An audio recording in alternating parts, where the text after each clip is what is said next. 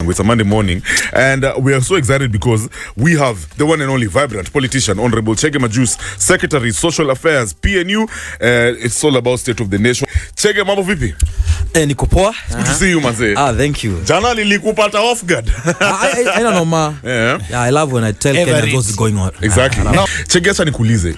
Umeangalia nini na happen in the country? Prezo amekuwa huko hivyo state, whatever is happening between the deputy president na hiyo camp ya politicians kutoka Rift Valley. What is standing out for you so far, state of the nation? It doesn't have to be hata hizo mbili. It could be anything. Nini na stand out according to you so far?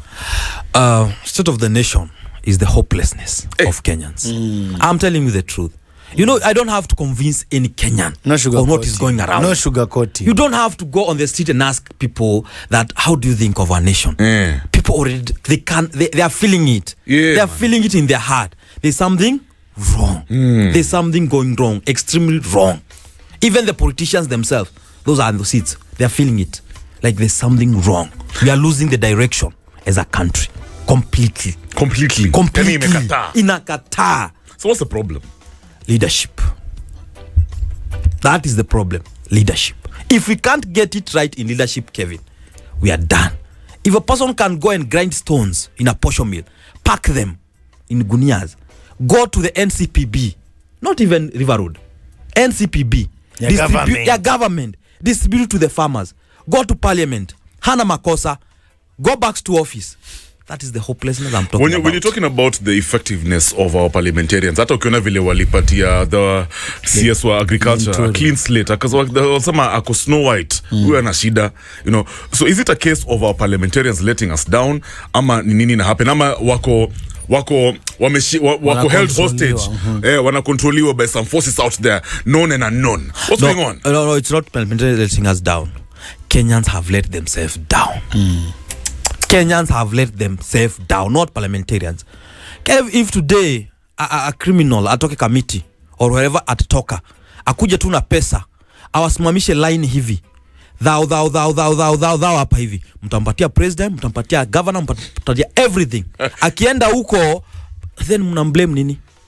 He bought the position. Kwa hivyo ni sisi ndo kujiblame. You are letting yourself down as Kenyans. Don't blame anybody else.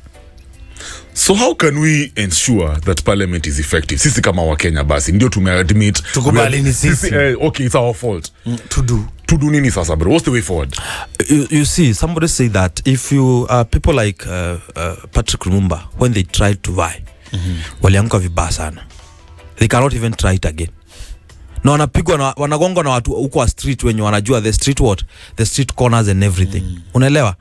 We have to change how things are run in this country. One day Matiang'i said that, be very careful Kenyans, or one day this government will run by wash people from top to the bottom. Unajua kuna time tumefika hiyo time. Yeah. Tukianza hii conversation umesema things are bad. That's true. Mali tunaelekea saa hii CHEGE. What's the worst that can happen? The worst that can happen is a revolution. I'm telling you the truth. Serious. Unaona hivi vijana? I'm telling you, unaona vijana wenye like they are unsettled, wako tu TikTok, they don't know where to go. Gen Z, they don't know what they can do. And the next thing they are doing ni drugs kidogo hapa because of frustration. Sijui ameingia vitu zingine za unaelewa? Because of frustration. Mtu alikuwa na future, alikuwa amepata alikuwa focused, then anakuja nakuta kumbe life si venye ilikuwa. Unaelewa? So I told you last time when I was here that it's like a bomb that will explode about these youths unemployment. You see these politicians, they are taking it advantage like watu wanapanga siku ya uchaguzi na wape thou wanapanga line. But one day watawageuka. That is CHEGE MAJUICE, my guys. Even sasa tunaanza conversation. That is great. What? Unajua zingine pia ni fiti yani kama tufichani. No, it's true. Sasa hii. You have to just call a spade a spade. Unaficha wapi? Utaficha nini sasa? Na walipa kuficha shatoboa. You guys, it's crazy, maze. Unajua nilikuwa na story fulani. There's a friend of mine alikuwa ameinvite wako one of these embassies. A very, very big embassy. Uko hivyo sides nini? Gigiri. Yes. Walikuwa na sosi dinner. So when they were eating, just hapo kwa compound, wanaona huko nje gate huko karibu na river fulani. Wanaona mahasla hapo bana. People are suffering. Yani unaona machali wanoga hapo kwa hiyo river nini.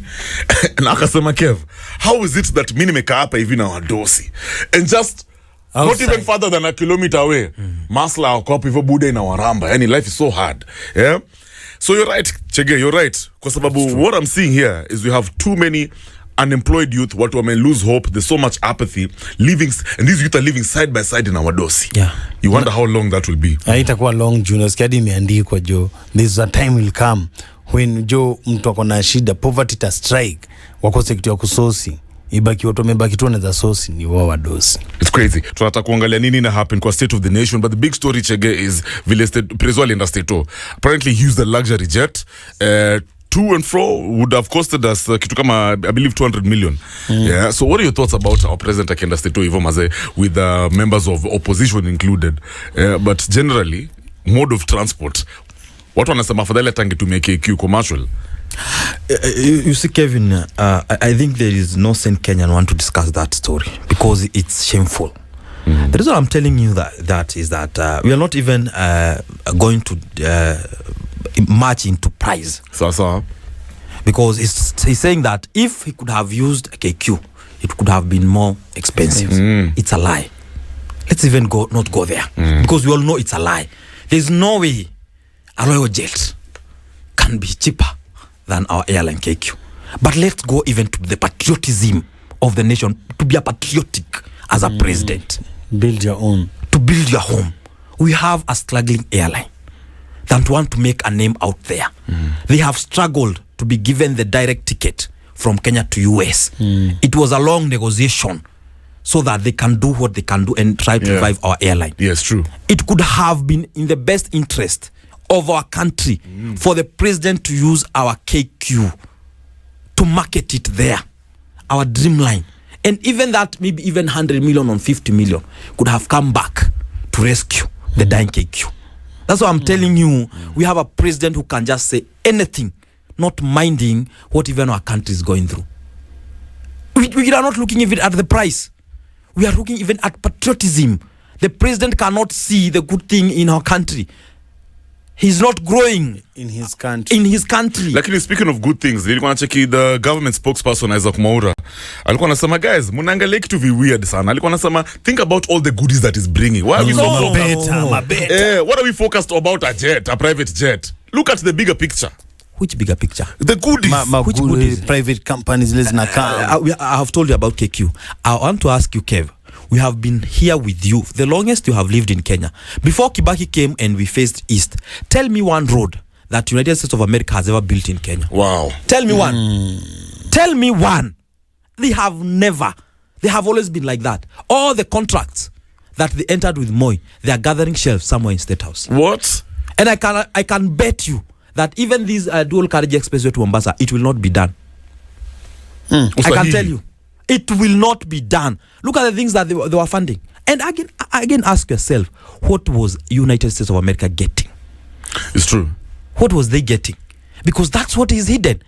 Kevin, we had some president before, I don't want to say who went and they had a lot of deals with the United States of America that they never happened.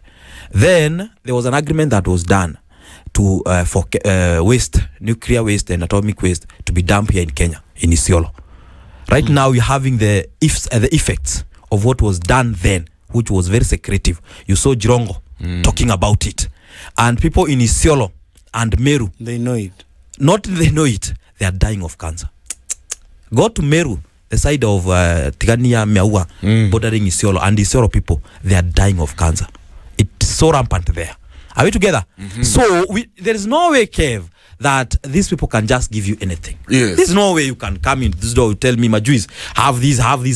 There's a deal. There's nothing like free there's a deal that was done. And I'm telling you, Kevin, look at that, the deal, all the deals that were done. There's nothing on agriculture. It was on military. I don't know what. Education, military, nini. Yeah. And they know the backbone of our nation is agriculture. If you want to know a country, you want to help a country, help that country with what they can. What they are strong on. What they are strong on. The agriculture. So are we talking about easy deals kukua misplaced priorities? Not even their misplaced priority. They are not even there. They're non-existent. They are non-existent. What? They're hot air. I've told you, US have been here since 1900. Show me one project.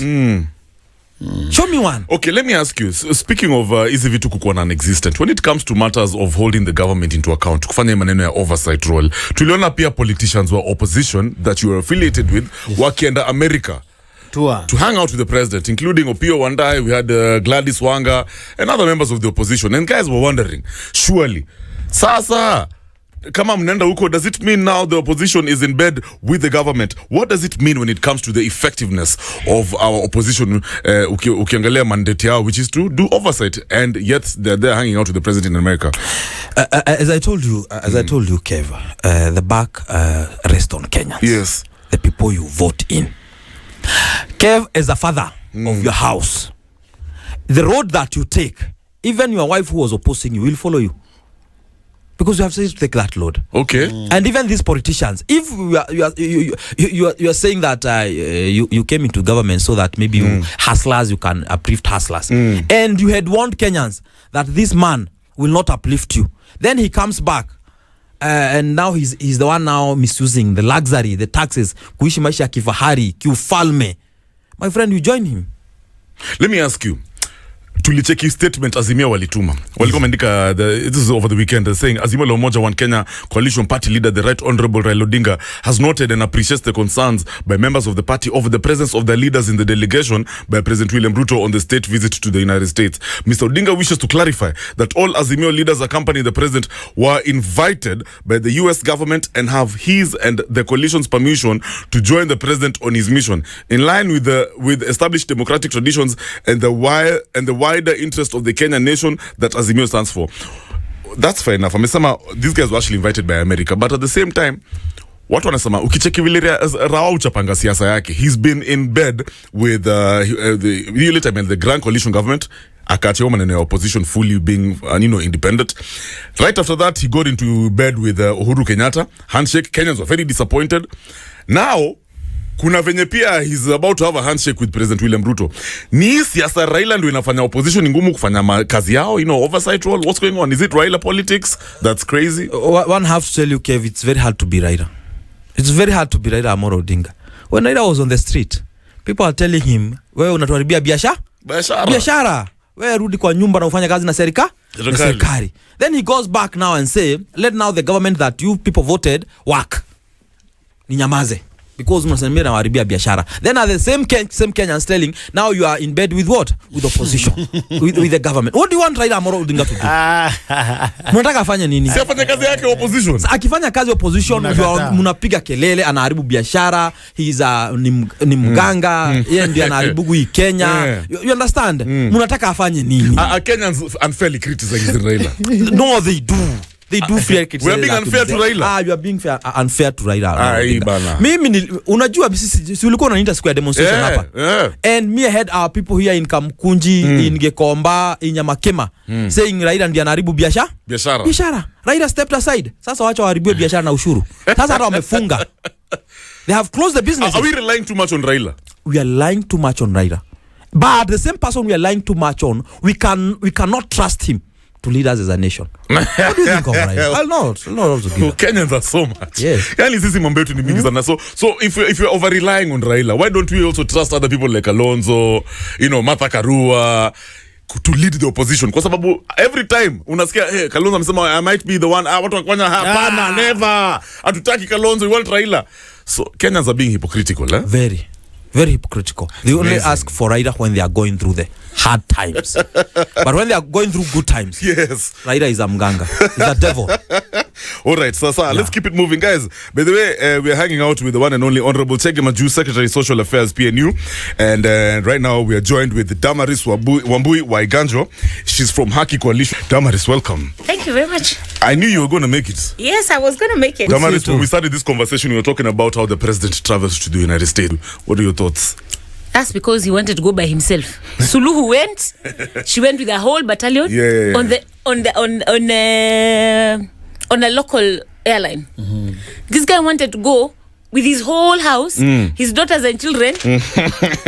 Kwa ndege wanaparambile tuko ndani. Na watu opposition pia walikuwa hapo hivyo, so I mean No. But let me tell you, if this guy would have gone with KQ, with everybody else in government, it would have been cheaper. By all means, acha kutufanya mafala. Yeah. It would have been cheaper. So he's being insincere. He's been insincere. He's always insincere. He has never been genuine. And there is no point of lying to Kenyans. 200 million. Yeah, man. Did you see what Rwanda, what Congo, what Burundi, what they're doing with 200 million? Right. 200 million. And then you come and slap us in our faces like we're idiots. At KQ would have been more expensive. How could have KQ been more expensive? That's interesting. What are your thoughts, Bedoki, on our opposition people traveling with him? And these are the same people who've been castigating the president. So are we finally seeing Raila? Raila's type of politics is so weird. But anyway, so is this now a case of a handshake situation between the president and the opposition? I'm not very certain if it's yet a handshake situation. But first of all, 200 million is not part of the opposition guys who traveled with him. Those ones are paid for by parliament, the other ones are paid by the counties and all. 200 million ya Ruto peke yake na bibi na watoto. Sawa? Yeah. Yes. Let's make that clear. Let's make that clear. Seti kila mtu. Yeah. So don't put when you see the MPs from opposition and ODM and what, you put them in 200 million yeye alone. And people going, the people from opposition, they are go-getters. Now this guy is going to the US, he's getting money. These guys have to come along because they want to take care of their people. They want to get resources back to their counties. So they can't say that because this guy is a president, I will not go and get resources for Bondo, or I'll not go and get resources for other counties, because this guy. No. Those guys were going to fetch for their people. Yeah. Yes. Yeah. Unadandia hapo tu ukienda na shetani ni sawa, lakini mimi naenda kupelekea watu wangu food. Yeah. That's interesting. Yes. Before we take a short break, nilikuwa namuuliza hapa hivi Chege about Raila's type of politics. Clearly ina create a lot of havoc in State House, right? Juzi tuliona the deputy president, not juzi, I mean some time back, alikuwa anasema ameweka matraps hapo hivyo State House and nini. But now Raila looks like he's so chill. He's calm, cool and calm and collected. Ndani. Ako ndani manze, bro. So, if you see how Raila right now, he's in good terms with the president. What about opposition? What's left for the opposition? I mean, wanaweza fanya mambo yao ya oversight kweli? I don't really, personally, I don't really think they're in good terms. I think Raila alikuwa anachezewa, akapelekwa huko majuu, akadanganywa atapata job ya EU. Ndio easy my finance bills ipite nini. Then he'll come back banging, poof, kumnyamazisha. I don't think they are kissing and hugging. Because I stand corrected, but I don't think atapata hiyo kiti. Yeah, nilikuwa nachikiwa social media was saying. So ilikuwa tu storo wampeleke na huko majuu. He'd be the one to receive and escort Museveni when he comes to Kenya. Well, mtu wa mitego, yeye ndio ametegwa Madera for 10 days kama masimu. We'll get to that by the way. So are you saying Raila is better off staying here? Like many Kenyans want like Kenyans vile wanataka. Unfortunately, Kenyans utaka Raila when they in shit. Okay? Yeah. Okay. Wacha tukae hapa. Because right now shit is hitting the fan. Yeah. We are trying. We have come up with Haki Coalition so that we can bring our people together. Because those that are there cannot even speak because they're in somebody else's house. Right. Okay? Yeah. They went, our MPs, our senators, our governors, they were all elected under a home or a party that does not belong to them. So they're told back, they back. Yeah. They're told jump, they jump. They're told this is the finance bill, this you must pass this, they must pass it. The reason we are coming up with this Haki Coalition is so that we can elect people from our coalition, so we can be able to ask them questions. We can be able to tell them, why are you passing this finance bill? That sounds easy to say before you, okay. It does sound easy to say. But mbona inakuanga hard sana for parliamentarians to just have an independent mind? When you're getting out there, fanya mambo yako ya wananchi, do your mandate. Why is it so hard? Ufanya mambo yako ya wananchi ukiwa kwa chama ya nani? Dictator mkuu? Mwenye aliyeka Biblia chini? How? They can't even cough. This guy goes and takes land from the Dabibi people. The MP, the area MP, goes to insult those mwananchi, the ones that voted for her. Munasema nini na shamba ni ya Ruto? She said that. I'm quoting her, it's not me. How? How can I come to your home, in your house, sit on your chair, even your 3-year-old son will tell me that is Baba's chair. Of course. I come to your house, enter your house with shoes. Your house girl will tell me, tolea viatu hapo. Are we together? In your home, in your space, I cannot control. I can do nothing. And that is exactly where our people are.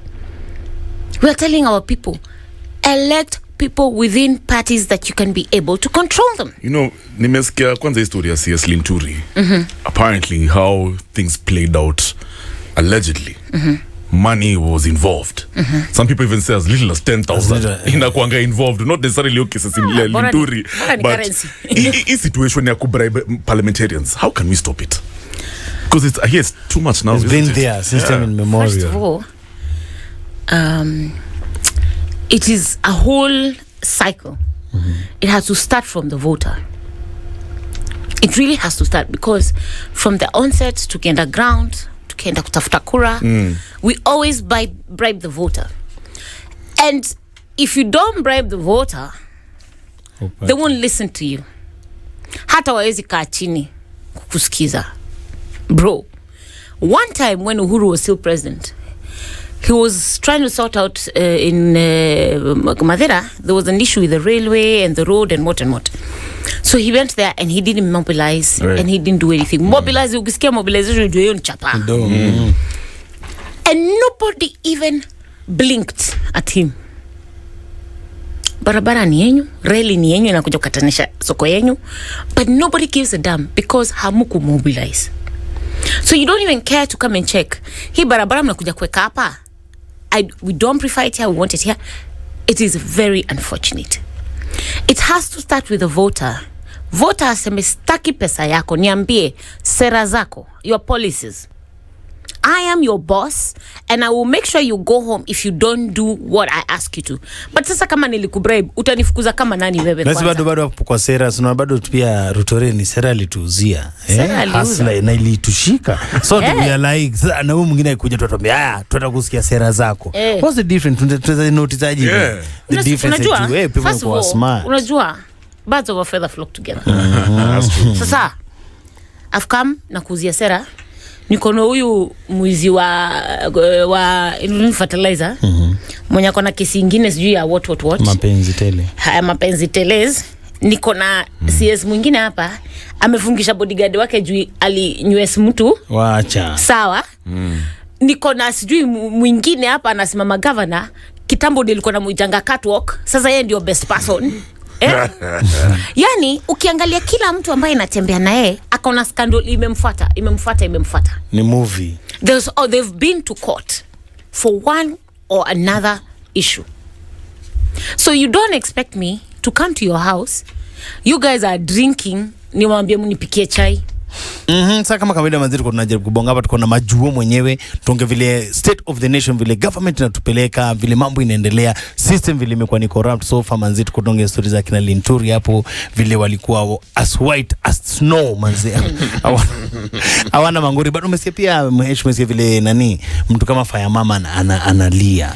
Umesikia vile mother amejiongea hapo hivi. Anasema people are stealing in the name of the Lord. Unagid, watu wanaenda sai kanisa wanatoa kakiru, lakini side nyingine wa Kenya ndio wanazidi kuumia zaidi. Na ukiangalia vile tumekaa sasa tunakani kama ule ile wanasemaga there is hope for the hopeless, but sasa Kenya mali tumefika ni kama hatuna hope.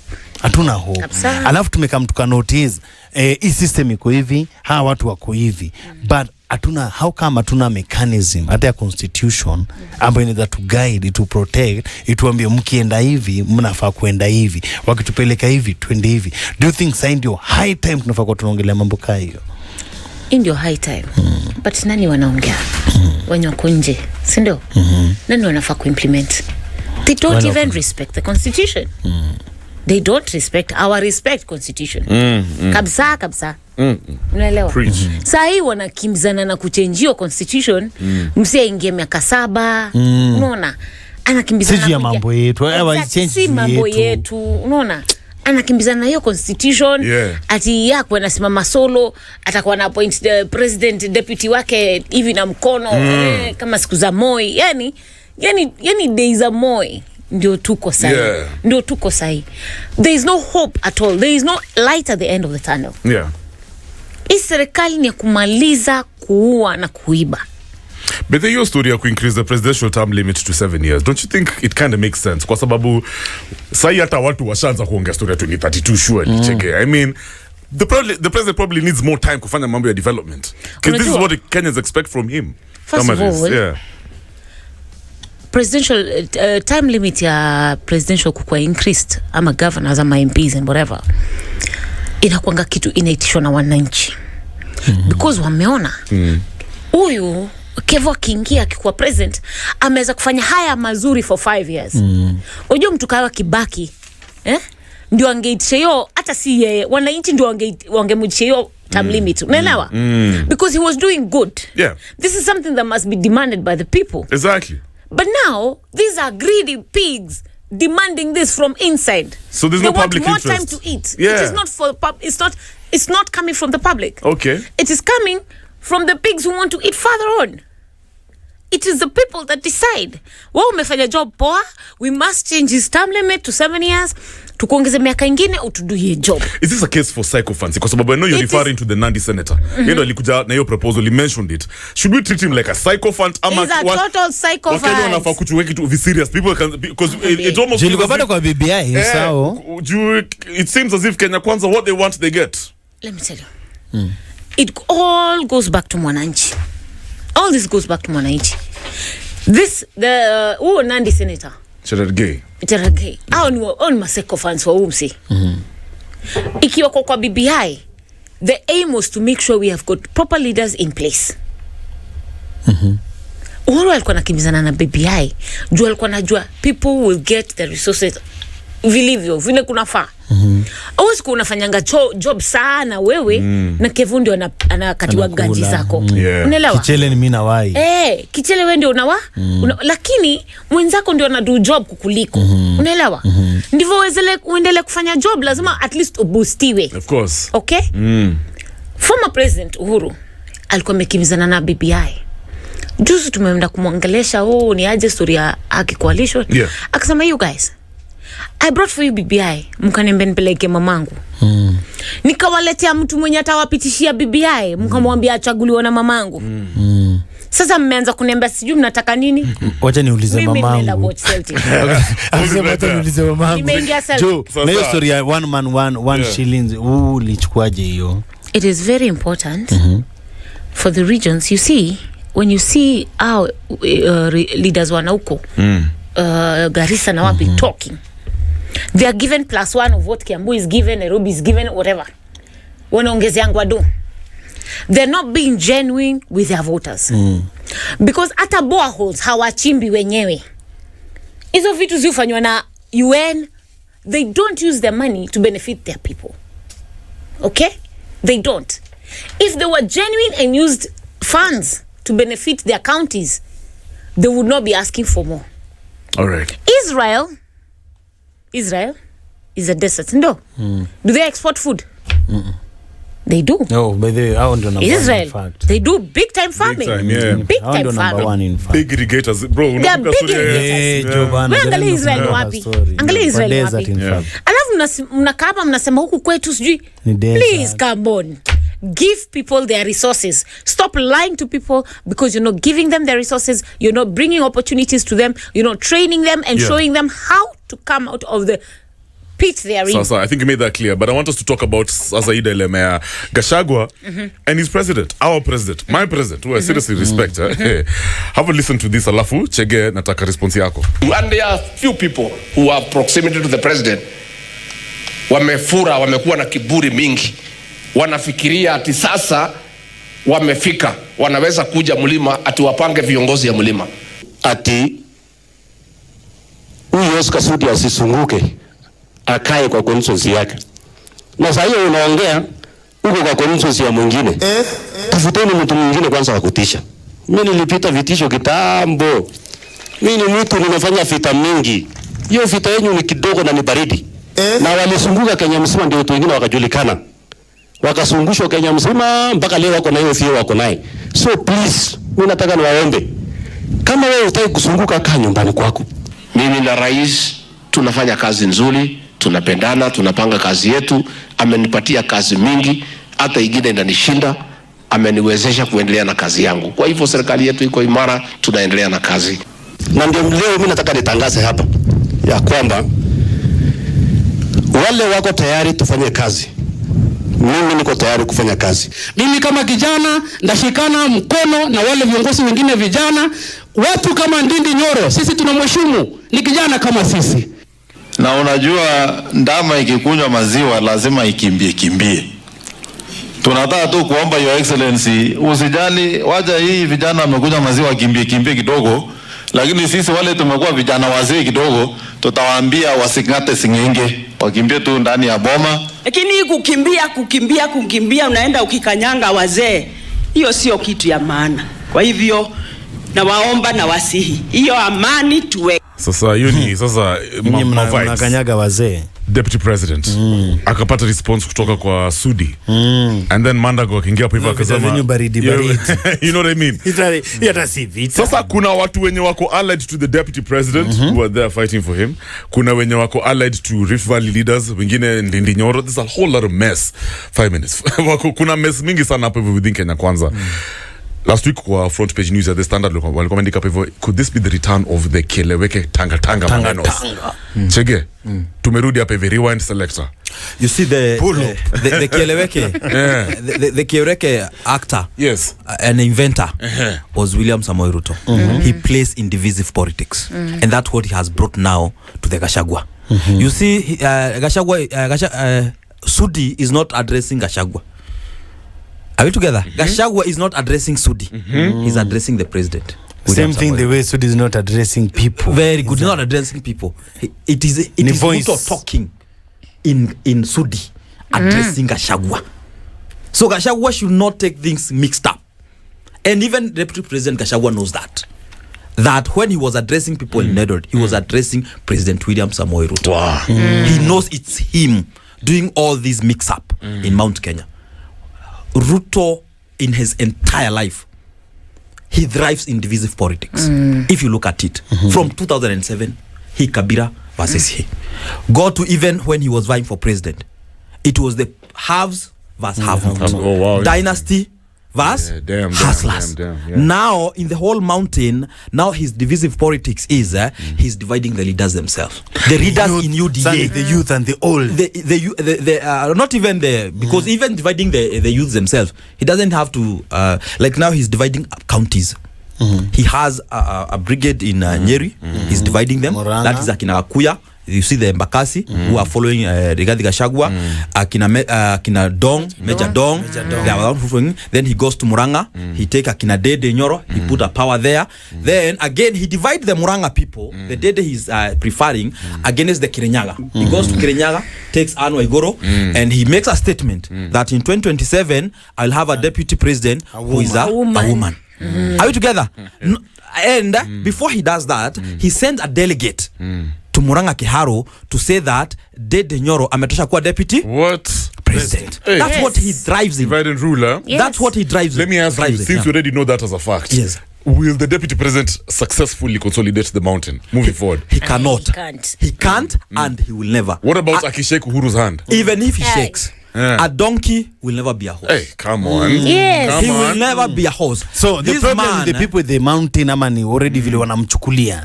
No. Yeye mwenyewe. Yeye mwenyewe. His mwenyewe. action. He has never even for a moment fought for the people of mountain. And we are not going to fight his battles. Yeah. Now that he's under siege, he's trying to take the shield, the community. Are we talking as the about? Are we shield. talking Of course, about the we're talking deputy about president? Yes, the deputy president. He's taking us as the shield for his battles. He will be roasted alone. So do you think the president will be with Reggae come 2027? Never. For me, you see what Ruto does. Yeah, because I know you have to go through your maisha. No, yeah. In about 2 minutes. Very good. What Ruto does, what Ruto does, and this is what I think, he want to make sure Gachagua is so weak, very weak. Not even Gachagua, the mountain as a whole, such that even 2032.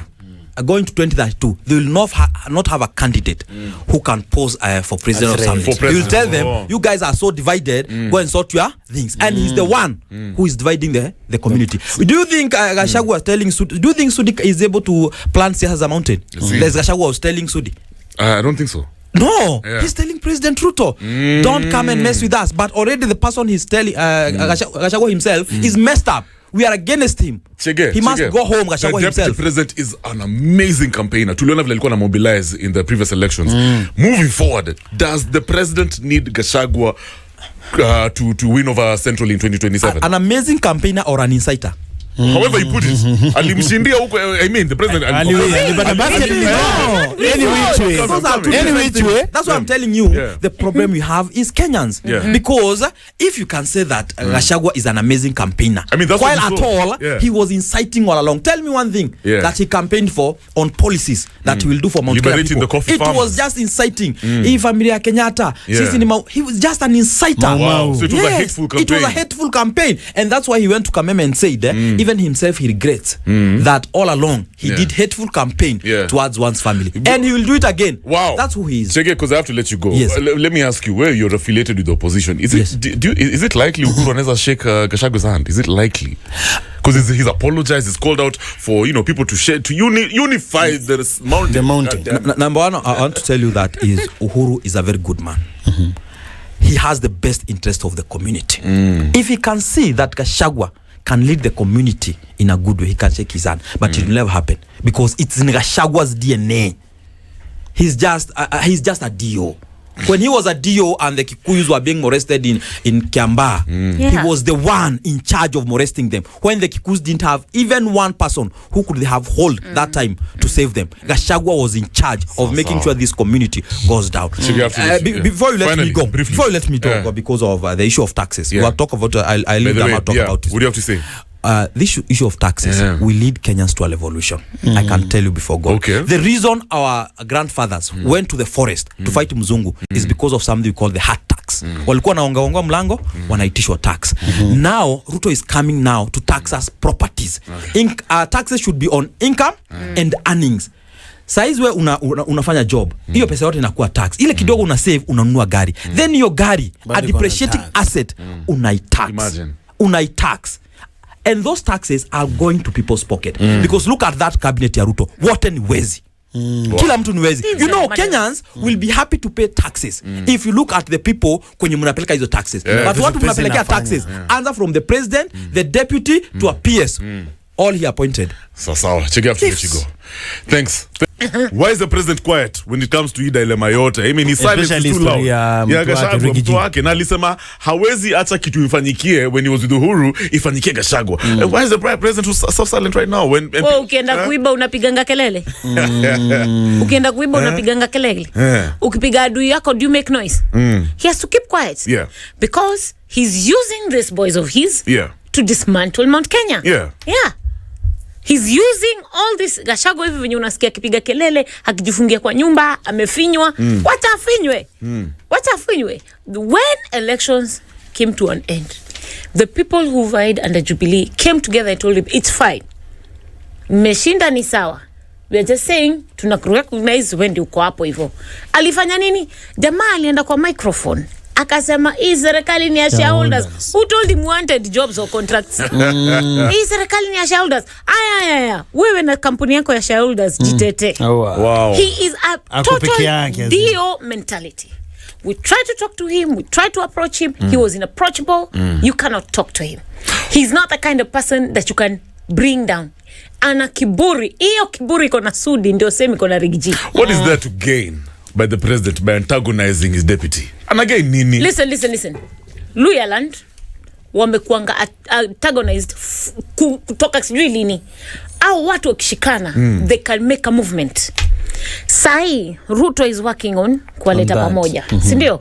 So that they can shake zile kura. Okay? Lawyers would have produced a president long time ago. But they were made sure nyinyi ni Waluya fulani, nyinyi ni hata musikizani lugha na ni Waluya. Sindio? Sasa wamekubaliana, wamekuja na coalition ya all parties within Luyaland.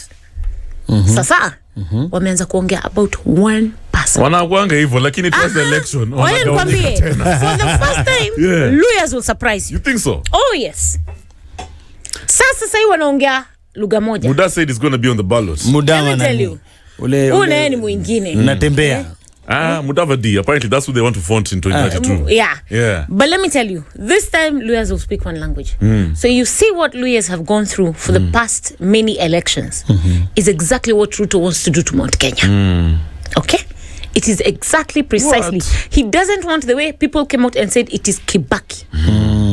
He doesn't want that. Okay. He doesn't want people to come and say, we chukua yako, bunge ni yetu. He doesn't want that.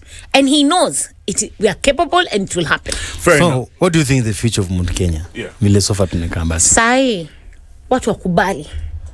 Mayouth wakubali. Wamama wakubali. Wazee wakubali. Kujeni tuongee nyuma ya hema, boss. Kinaturamba. Nyumba ambazo zinajengwa, nyumba ambazo zinataksiwa ni zenyu nyinyi, sana sana watu wa Mount Kenya. Sababu hakuna mtu wa Bunyula atahama na nyumba yake akuje hata hizi magari za biashara anakuja anabai shamba yako wewe mtu wa Mount Kenya, anajenga nyumba yake, anakuja ana rent apartment yako wewe mtu wa Mount Kenya. Kwa hivyo nyumba zinataksiwa za nani? Taxi, matatu za kina nani? Mafuta ni akina nani wanalipa? Maziwa, kahawa, majani wapi? Mount Kenya. Avocado. Soko avocado wapi? Sawa. Soko hizi soko unaona hizi kubwa ziko wapi? Mount Kenya. Sasa nyinyi mmeketi chini hivi mnaona hii ni ufala. Wewe hata kama wewe si mtu wa Mount Kenya, you benefit from living in Mount Kenya ama umewa Mount Kenya. Ama I know some boys of mine wametoka kwao Ushago, Kisumu, Ahero, wamekuja wamenunua shamba hapa Kiambu, wamejenga manyumba zao. You are being taxed kama huyo mtu wa Mount Kenya. Back to the deputy president and consolidating the mountain, kwa sababu we know the power that the mountain has economically, political power, wako tu sawa, and so they keep the country running. True. However, what can the deputy president do right now to strengthen, anaweza tumia strategy gani to strengthen his position and at least akwe kwa bargaining power kwa hiyo conversation moving forward, and what can he do also to consolidate mountain? First of all, he cannot do anything to strengthen his position. Nothing. Ule ameuawa kwao na ameuawa kwa wenyewe. Hayupo. What facts do you have? Is this alleged? This guy is crying. It is on the news. He's crying. Anapigwa vita. Sudia, what has capacity to fight this guy? What does this Farouk, he said that these guys, what do they have to fight him? It is the president fighting him. He went, when he became president, he should have come down. You remember when Uhuru became president? He went to Kisumu. Kuambia bro, tulikuwa opposition lakini sahi meisha mimi ni president wenyu. This guy did not do this. Alipoingia kitu ya kwanza kufanya, 270 civil servants ambao ni wa Mount Kenya were fired. He did not talk. He was the one who was fighting the people of Mount Kenya. He was on the front line of fighting Mount Kenya. It is very possible Ruto might want him for 2027 as deputy, because Ruto does not want a smart person. Ruto will not want a smart deputy president. Ruto anataka mtu mwenye anapiga watu hao. What about hizi infighting zote tumeona Kenya kwanza, as we wrap up now? How will it affect the political landscape right now? The easy infighting tumeona Kenya kwanza. Watu ya group ya Gashagwa, watu ya group ya Rift Valley, Nini Nyoro. All these manenos, how will it affect, or how is it affecting the political landscape now and in 2027? First of all, mimi hata naurumia wale wase walikuwa wanajaribu kuiba Jubilee, wapeleke Reggae na hiyo Kenya kwanza. Jua wenyewe ndio nafuta uhuru sasa. Wow. Una imagine unaiba Jubilee upelekea Gashagwa, alafu mwenye unapelekea na atafuta uhuru. As in ouch. Kimekuramba upside down. We need Sabina Chege here. First of all, akina Sabina infa kwanza ndio walikuwa na hiyo. Ndio walikuwa na hiyo motion ya kubeba. Sasa wenyewe walikuwa wanapelekea chama ndio wamerudi kutafuta uhuru. As in kimekuramba vibaya upside down. Unamaanisha bado like tuseme tu ukweli basi Uhuru bado ndio kingpin wa Central. Uhuru bado ndio kingpin. A kingpin does not have to be a sitting president or a sitting deputy president. A kingpin is a person respected and appointed by the people as a kingpin. Unaelewa? A kingpin is a kingpin. A kingpin is a kingpin, yo. Sawa. Leo Uhuru akijitokeza hivi, utaona vile Nairobi itasimama. He's very popular. And that is why Ishongwa Gashagwa and sana Ishongwa na Gashagwa. Hata ndidi yaongeagi sana so Uhuru. Ishongwa na Gashagwa, they thrive on insulting Uhuru. Because he's a kingpin. If you do not attach everything you say to the king, you are of no sense. Wow. Ishongwa kiongea tu sera zake peke yake hazisikika hata mwezi muea. Lakini wacha aseme tu Uhuru Kenyatta, anasema front page because news. himself is empty and he has to mention Uhuru ndivyo story yake ipige hit. Sawa? Fair. Ndivyo story yake ipige hit. As we're saying, Uhuru ndio kingpin wa Mount Kenya. atakaitokea amwe huyu ndio sasa nitapea juu kwa mantle. The mantle is passed on. It is not grabbed. Don't just grab it. You just don't grab it. All right. Second of all, yeah, there will be no UDA in 2027. Yeah, you said it earlier. It will be rebranded. Na kitawaramba hivyo tu. Damaris, Wambui, Waiganjo. She's from Haki Coalition. But what's your role up with Haki Coalition? Sasa mimi niko part of the committee. Oh, nice. The coalition has been formed. It was just the beginning. It was the launch. We are yet to go back and now come up with the structures. Yeah. So I will not say I'm in a certain position. I am in the committee, the planning committee that planned the whole of the Haki Limuru 3 and the Haki Coalition. Oh, wow. Okay. Yes. So I was in the committee through and through, and it was a pleasure being there. So sina position kwa sasa because we are putting structures in place. Yeah. And when we put structures in place, yeah, it's coming together of all parties that are registered within Mount Kenya. Right. So hakuna structures yet za kusema huyu ndio nini, huyu ndio nini, siwezi wadanganya. And you see speculation ilikuwa ati Limuru 3 will be an endorsement of a certain person. That was not correct. Si ilitokea venye ilitokea. Really, And it was a successful. Should we take it seriously? Hizo the coalitions, the conversations you had. You oh guys yes, had. please you take it seriously? take them seriously. I'll tell you something. Yeah, briefly. Wakamba walikutana 3 counties. They came together, they did their thing, they did their coalition, what. They were not heard very loudly. Ilikanyagiwa chini ya maji, sindio? Luyas, they've come together. All parties within the Luo land, or Luya land, they have come up with their own coalition. Chini ya maji. Sasa, Mount Kenya has come together. Meru, Embu, Kirinyaga, Nyandarua, Nyakuru, Kiambu, Nairobi, huku kote, hizo county zote, Murang'a na Nyeri. We have come up with our. But why is ours always loud? Tu sasa sisi ndio tuko katikati ya maneno. Sasa coalition ya huko kwa Luya land ki happen, mutajulia wapi? But it happen. It happen. But because the people who have interest in, whose interest is mainly to ensure that the people of Mount Kenya don't come together. That is why ours was so blown up. Yeah, exactly. It is a bringing together of the parties and the people within Mount Kenya, right, to form a coalition. So when we go to negotiate with whoever we're negotiating, we're not asking for a table. We're not asking for a seat at the table. Yeah. We're asking for half the table. I am your boss and I will make sure you go home if you don't do what I ask you to. But sasa kama nilikubribe, utanifukuza kama nani wewe kwanza? Nasi bado kwa sera, suna bado pia Ruto ni sera alituuzia.